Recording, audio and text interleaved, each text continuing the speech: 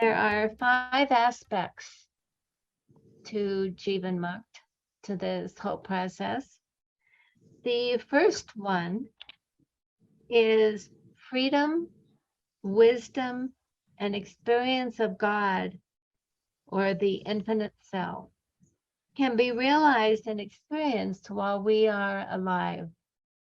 Many religions talk about finding God, and like they have to wait until after they die. But in our yogic technology, we believe that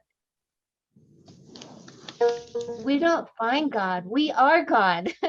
God exists within us, and we are part of that divinity. So we are God also.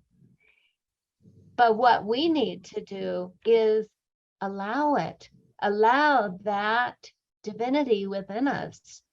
And because of our yoga and meditation and scriptures that we do, we can experience it. It's not something that we read about. It's not something that a minister or pastor or anyone tells us about. Because of our yoga and our practices, we can experience it. And in that experience, we have that as our core. And that core is the foundation of our life.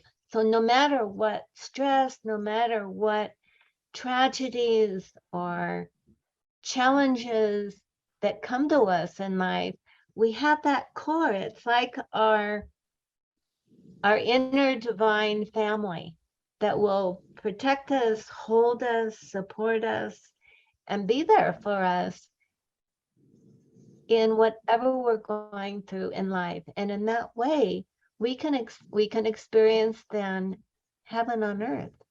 It's not that hard things won't happen. It's not that challenges or stress won't happen, but we have a technology to help us manage and cope and excel, even excel, because of the stresses in our life. Because that's what brings us character. That's what makes us more compassionate human beings.